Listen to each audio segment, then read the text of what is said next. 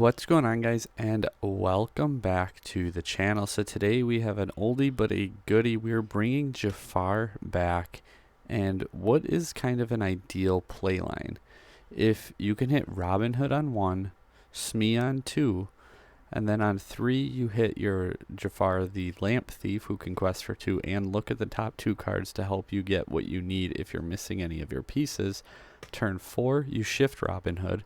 Turn 5 you shift your Jafar, and now if you have that whole new world in hand, you can sing it with your Jafar, get the 7 lore from it, and if you hit another whole new world, you can go ahead and sing that with Robin Hood, and that gets you to 14 lore in the single turn. In addition to that, you still have your Smee on board, who can quest for 2 more, bringing you to 16, and you already quested with Smee once, and you quested with your Jafar last turn, which means on turn 5 you have 20 lore and you win the game. Now this is assuming a lot of things go right for you. Your opponent doesn't drop an Ursula or a Bare Necessities, so there are going to be workarounds, and the deck isn't just going to win turn 5 all of the time. But if you hit your card and your curve the way you need it to, winning on turn 5 is not that hard. And you don't have to win this soon. You can pluck away, and your Jafar having the evasive, if they don't have a direct answer for it, you can win in a couple turns if you need to. Again, you don't have to get 16 plus, 14 plus, 20 lore, whatever it is, in a single turn. You can do it over the course of a few, but that is just how the deck can go, and I didn't want the title to be clickbaity. I wanted to walk through that playline very quickly. So let's go ahead. Oh, that's the wrong one. Go ahead and go over the deck list. So it does come in at $332 roughly, 12 uninkable cards, and you can see our cost curve. Obviously those 7s are Jafars. Other than that, it's pretty much the pyramid. You start at your 1, 2, peak at 3, 4s are equal to your 2s, and then your 5s actually equal to your 1s. So it is a perfect mirror of itself. Moving forward, we are a little heavy into the amethyst versus the steel, but let's go ahead and talk about the cards and why exactly we play them. So in our 1-drop spot, we went Robin Hood, which is a card you really want. And then we went Magic Broom. It's another option. It's another draw card, which in the discard format is something that you definitely want. And unlike Chernobog's followers, in the late game, when you have your Jafar and he's exerted, you can play the Broom, play another character, banish the Broom to draw a card. Jafar will then trigger and get you a lore right away that turn. That's just something that you cannot do with Chernobog's followers. In that late game, you must wait till your next turn so you can quest with it. However, the Magic Broom, you can do it all in one turn, which I like for pretty much most decks, but this deck specifically because of Jafar. We are playing the 4 snakes because you can already see we're playing goats, and snake bounce goat in the late game is a very strong way to finish out a game. We're playing 2 of the 2-cost Jafars in steel. He's a 3/2 and he gains evasive on your turn, so he can deal with things such as a Diablo. You don't necessarily want to do that though, because he only has the 2 willpower, so he will trade and you lose your shift target for Jafar. Sometimes you just need to do it though and take out that Diablo. Ideally, you hit your Smee on 2, and he's in there for that reason. He has the 3 attack, so a Brawl simply will not take him out. You have your Jafar Time Thief, again, looking at the top 2 cards, putting one on top and one on bottom so you can help kind of tutor out or get to a card a little bit quicker if you need to. Also, questing for 2 is very good. Madam Fox is just another bouncer. It's another really strong card. It is rush. It is 4 attack. It is an amethyst staple for a reason. 4 goats, 4 rabbits because goat closing out games, and rabbits just getting you that draw power. Not even necessarily to combo with your Jafar, just in the format we're in, rabbit is even more insane because you need cards drawing to be able to keep up with discard.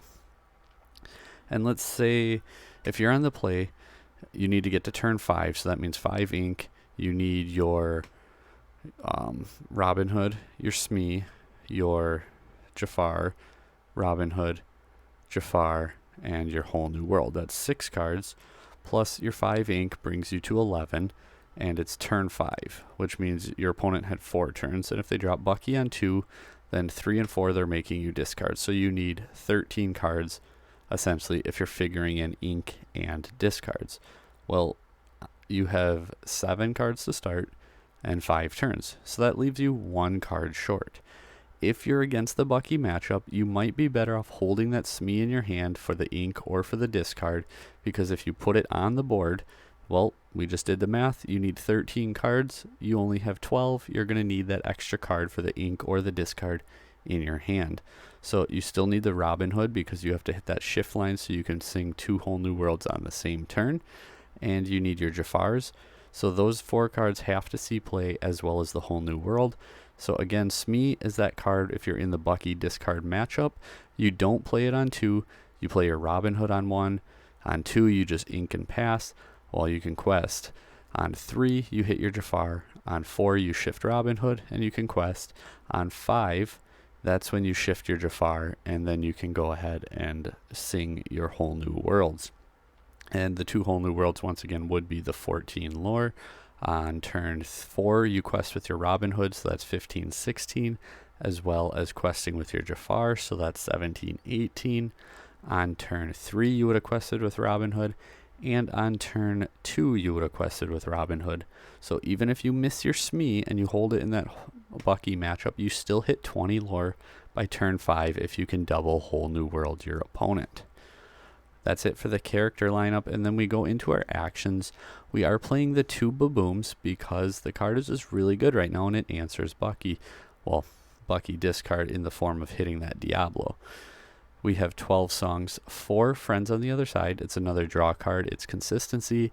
It's anti-Diablo deck, Bucky deck. It is ways to help trigger your Jafar. Let the Storm Rage on also can work with your Jafar, but just dealing 2 damage, especially if you hit a Diablo before it gets exerted, is just really strong. 4 whole new worlds. It's kind of a key thing in this deck, so you're really going to want to max it out. And then lastly, 4 Queen's Castles, because if you can't quite put the game away with Plan A, this is a very good late game card to just slap down against almost every single deck.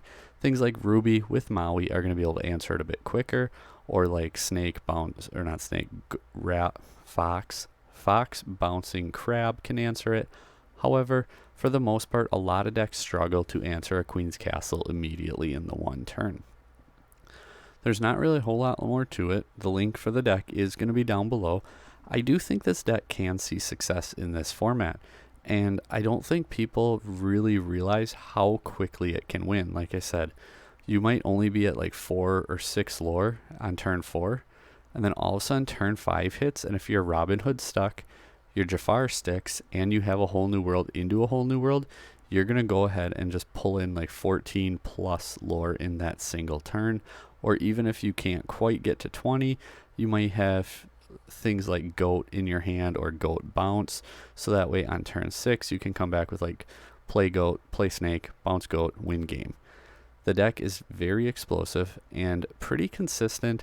I don't think it really needed any tools from Ursula's return, and maybe that's something that's holding players back on it. They're trying too many new cards, and sometimes a deck just doesn't need new cards. If it's not broken, don't fix it.